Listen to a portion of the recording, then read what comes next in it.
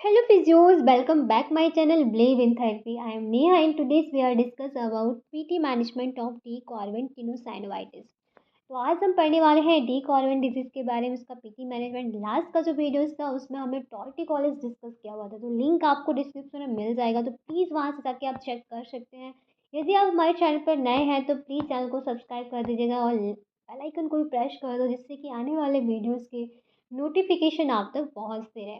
तो स्टार्ट करते हैं टी कॉर्वन टेनोसाइनोवाइटिस एक्चुअल होते क्या है। तो जो हमारा स्टेरॉइड फॉसिस होता है, रेडियस बोन का रेडियस स्टेरॉइड फॉसिस, वहाँ पे एक सीट प्रेजेंट होती है, साइनोवियल सीट। वो क्या करती है, हमारे टेंडन्स कुछ होते हैं, जैसे कि हमारा एब्डक्टर पोलिसिस लॉन्गस का टेंडन है, एक्सटेंसर पोलिसिस ब्रेविस का टेंडन है, तो उसे कवर करके रखती है। तो उस सीट में हमें देखने को मिलता है कि वहाँ पे इन्फ्लेमेशन हो जाता है या थिक हो जाती है सीट, तो उसकी वजह से हमारे जो टेंडन्स हैं, जब हम मूवमेंट करते हैं तो जैसे कि जो हमारे एब्डक्टर पल्सेस का जो एक्शन है, like abduction movement of the thumb, extensor pulses का जो मूवमेंट है, extension movement of the thumb, opposition of the thumb, तो इनमें क्या होता है, पेशेंट को प्रॉब्लम होता है। धीरे धीरे पेशेंट को माइल्ड पेन होता है, धीरे धीरे माइल्ड टू सीवियर पेन होने लगता है। पेशेंट कोई भी एक्टिविटी, डेली एक्टिविटीज़ नहीं कर पाता है, कोई भी हैवी ऑब्जेक्ट नहीं उठा पाता है, पेशेंट पेन को नहीं पकड़ सकता, ग्रिपिंग नहीं कर पाता है, क्योंकि उसको पेन होता है। तो ये साइनोवियल जो मेम्ब्रेन है, ये साइनोवियल सीट है, वो थिक क्यों हो जाती है।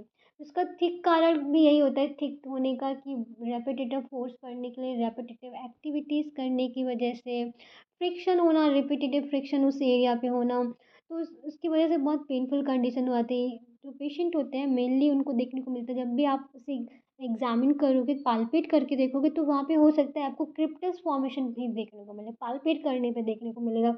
कभी कभी गैंग्लियन फॉर्म भी देखने को मिलता है। तो ये आप जब प्रॉपर असेस करेंगे पेशेंट को, तब आप समझ पाएंगे कि यहाँ पे गैंग्लियन या क्रेप्टस फॉर्मेशन हुआ है या नहीं। तो पेशेंट को ग्रिपिंग प्रॉब्लम में बहुत ज़्यादा प्रॉब्लम होती है, क्योंकि उसका थंब बिल्कुल भी पेन की वजह से काम नहीं करता, और उसके जो मसल्स हैं, उनका जो एक्शन है वो पेन की वजह से पेशेंट कर नहीं पाता, तो उसे वहाँ पे हमें स्ट्रेंथ डेवलप कराना होता है। तो हम देखते हैं कुछ गोल्स, जो कि क्या क्या गोल्स आपके रहेंगे जब भी आप ट्रीट करेंगे पेशेंट को।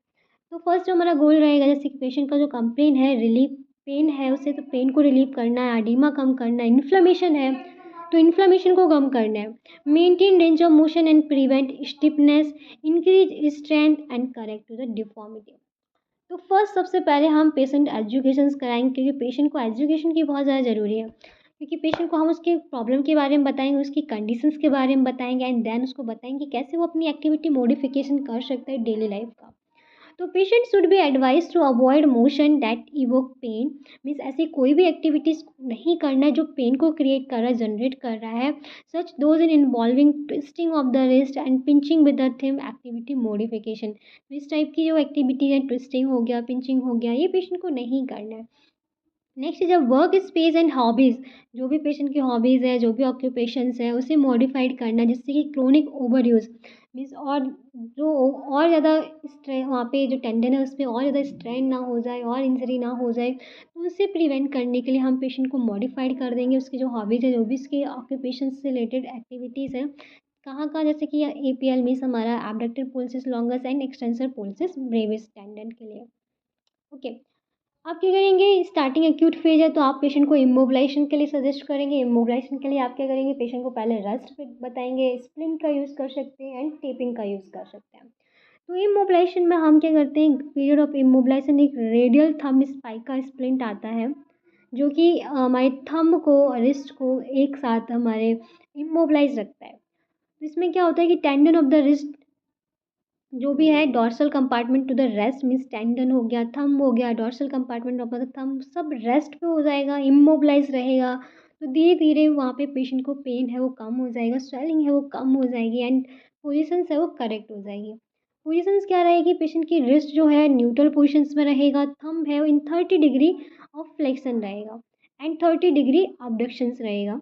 ओके, फंक्शनल पोजीशंस, मतलब इस टाइप से हम पेशेंट को लगाएंगे कि वो उसकी हेल्प से 30 डिग्री फ्लेक्स कर सके थंब को, और उसकी हेल्प से 30 डिग्री ही अपडेट कर सके। Next is a cryotherapy. Cryotherapy acute condition में हम पेन रिलीफ के लिए यूज़ करते हैं, कि फर्स्ट हमारा जो गोल था पेशेंट को पेन को रिलीव करना। तो एक्यूट कंडीशन है तो आप क्या करेंगे, क्रायोथेरेपी का यूज़ करेंगे। इन आइस क्यूब मसाज जो कि अप्लाई करेंगे जिस भी एरिया पे टेंडनेस है, पेन प्रेजेंट है, इन्फ्लामेशन है, तो उस एरिया पे आप आइस का यूज़ करेंगे तो पेन को कम करेगा, इन्फ्लेमेशन स्वेलिंग को कम कर देगा और स्पैज़म है तो उसे भी कम करेगा। टाइम ड्यूरेशन जो रहेगा 10 to 15 मिनट्स का रहेगा। नेक्स्ट क्या करेंगे, आप क्रोनिक कंडीशन है तो हॉट फॉर्मेटेशन का यूज़ करेंगे पेन को रिड्यूस करने के लिए, मसल्स को रिलैक्स करने के लिए, सर्कुलेशन को इम्प्रूव करने के लिए। It will be relax the muscles, improve circulation, increase the extensibility of a tendon. Time duration कितना रहेगा, 10 to 15 minutes. Next is to increase range of motion. Range of motion increase करने के लिए आपको स्ट्रेचिंग करानी होगी। स्ट्रेचिंग में हम क्या कराते हैं, स्टैटिक स्ट्रेचिंग कराते हैं पेशेंट को, जिससे कि रेंज है वो फिर से इंक्रीज हो जाए। तो रिस्ट स्ट्रेच कराएंगे, both flexor and extensor are stretch. Hold कितनी देर, 10 to 15 मिनट्स होल्ड रखेंगे एंड रेपिटेशंस रहेंगे वो 10 रेपिटेशंस रहेंगे। आप स्ट्रेचिंग करा सकते हैं फ्लेक्सर की, एक्सटेंशन की, एडक्शन की, एबडक्शन की। नेक्स्ट इज अपोजिशन स्ट्रेच कराएंगे पेशेंट को, touch to the tip your thumb to the tip your little finger. Hold कितनी देर, 6 to 8 सेकेंड होल्ड रखेंगे, रेपिटेशन 10। तो आपको लग रहा होगा तो इतना ईजी है पेशेंट पर, जब पेशेंट को प्रॉब्लम होता है तो पेन होता है तो उस कंडीशन में ये बहुत ज़्यादा पेशेंट के लिए टफ होता है। Opposition of a thumb, flexion और एक्सटेंशन ऑफ द थंब। तो यहाँ पे आप देख सकते हैं अपोजिशन स्ट्रेच कैसे कराना है, रिस्ट फ्लेक्शन एक्सरसाइज कैसे करानी है, wrist radial deviation and medial deviation कराना है, रेडियल एंड अल्लर deviation, wrist extension exercise, palm down curl and finger spring. तो ये सारी जो एक्सरसाइज है पेशेंट की रेंज ऑफ मोशन को इंक्रीज करने में हेल्प करता है, स्ट्रेंथ को डेवलप करने में भी हेल्प करती है। तो अब नेक्स्ट एक्सरसाइज है to strengthening the muscle. Muscles की स्ट्रेंथनिंग को कैसे डेवलप करना है। जो हमारी अबडक्टर है, अबडक्टर पॉल्सिस लॉन्गेस्ट मसल्स है, सॉरी ब्रेविस मसल्स है, एक्सटेंसर पॉल्सिस ब्रेविस है और अबडक्टर पॉल्सिस लॉन्गेस्ट मसल्स है। तो इनकी स्ट्रेंथ को डेवलप करने के लिए आप क्या करेंगे, ग्रिप स्ट्रेंथनिंग एक्सरसाइज कराएंगे। ग्रिप में मीन्स कोई ऑब्जेक्ट को ग्रिप करना है पेशेंट को, जैसे कि रबर बॉल हो गई तो उसे स्क्वीज़ करते रहना है। जैसे कि स्क्वीज़ करने से क्या होगा, हमारी आइसोमेट्रिक्स एक्सरसाइज होंगी पेशेंट, एंड उसे होल्ड रखना है 5 सेकेंड के लिए। हेल्प कोई पुट्टी बॉल या बॉल है उस वो भी हेल्प कर सकती है ग्रिपिंग एक्सरसाइज के लिए।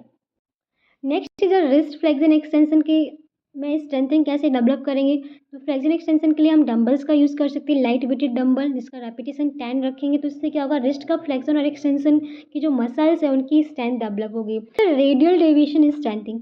रेडियल डेविएशन इज स्ट्रेंथनिंग को आप कैसे करेंगे, इसमें कि हैमर का यूज़ करेंगे। हैमर को थंब से पकड़ के बिल्कुल लाइट आपको रिस्ट मूवमेंट कराना है, जिससे कि आपकी रिस्ट की स्ट्रेंथिंग भी डेवलप होगी और इसका जो डेविएशन है वो भी डेवलप होगा। Okay, next is a thumb exercise. Thumb में जैसे कि अपोजिशन हो गया, फ्लेक्शन एक्सटेंशन हो गया, abduction हो गया, जो कि हम इस इलास्टिक बैंड की हेल्प से उसकी स्ट्रेंथ को डेवलप करेंगे। तो यहाँ पे कुछ एक्सरसाइज हैं जो कि बहुत इंपॉर्टेंट एक्सरसाइज है हमारी स्ट्रेंथनिंग के लिए। Opposition stretch, wrist flexion exercise, deviation, wrist extension, grip strengthening, finger springing. आप यहाँ पे फिंगर स्प्रिंजेस के लिए आप यूज़ कर सकते हैं, क्ले का यूज़ कर सकते हैं, रबर का यूज़ कर सकते हैं, जिससे कि स्ट्रेंथनिंग डेवलप होगा। रेजिस्टेंस बैंड का यूज़ कर सकते हैं स्ट्रेंथ को डेवलप करने के लिए। तो आई होप आप यहाँ तक समझ गए होंगे। वीडियो आपके लिए हेल्पफुल है तो प्लीज़ वीडियो को लाइक करें, चैनल को सब्सक्राइब करें। कोई भी क्वेरी होती है तो कमेंट बॉक्स में कमेंट करके पूछ सकते हैं। Thank you so much and keep supporting me.